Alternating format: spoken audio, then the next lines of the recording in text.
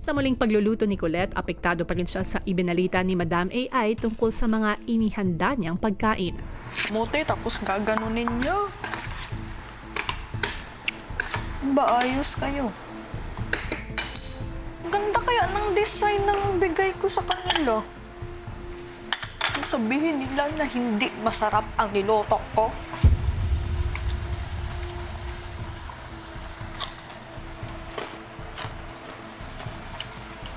Sarap kaya.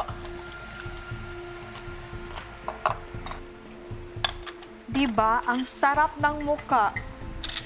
Tapos sasabihin nila wala daw akong... Hindi daw ako masarap pagluto. Charis. OA kay ka eh.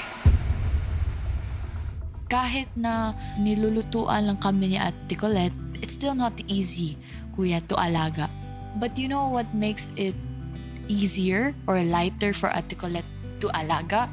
Is because she truly cares. Yun yung nagpapa-ease ng mga working moments. That's why our parents alaga us. Kahit na pagod na, kahit na they're drained, ginagawa pa rin nila para sa amin as their child. Kaya ganun si Ate Colette, Kuya. Nang matapos sa pagluluto ay muli niyang ipinamahagi ang pagkain sa mga kasama. Salamat po! These are kamote chips. And nandito din, kamote chops glazed with caramelized sugar.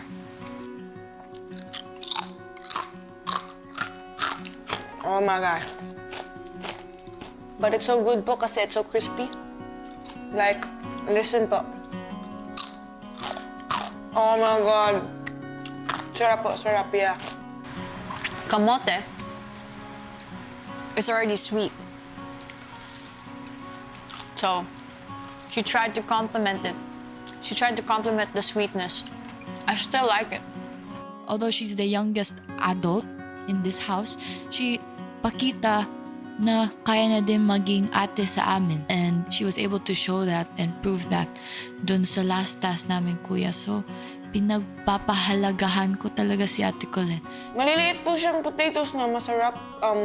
Ilalarawan ko yung masarap. It's sweet po, this one. Sweet na parang syrupy. It's wet po. Unlike the other one, it's dry, but it's crispy. Yeah, both good po. 9/10. So, yeah. Na-touch po ako kasi talagang nag-effort si Ate Colette na maging masarap yung kamote. Kamote, madali lang tayo mag-umay sa kamote. Especially if it's like a 3 times a day meal. But Ate Colette really like looked for other ways mag-cook yung kamote para iba-iba po yung lasa. She cooked it with love and effort po talaga. And it was good. Kasi ang sarap po talaga. Na-enjoy ko. Kung pasado na kay Kai at Rain ang inihandang kamote ni Colette, ang kaninang naalata naman na si Fiang. Kamusta ang alat? Medyo nabawasan na konti, madam, yung alat. Bigyan ng rating ang dalawa. Yung isa na nasa baso, rate ko po siya ng 9 out of 10. Hindi po siya ganong katamis. Masarap siya. Ito, rate ko to 4 out of 10. Ang alat. Yun lang po. Pero masarap. Okay na. Kesa wala. Anong masasabi mo sa effort naman na binigay niya? Grabe yung effort din talaga ng ginawa ni Colette, Kuya. Pinaghahandaan kami umaga, tanghali, gabi. May merienda pa!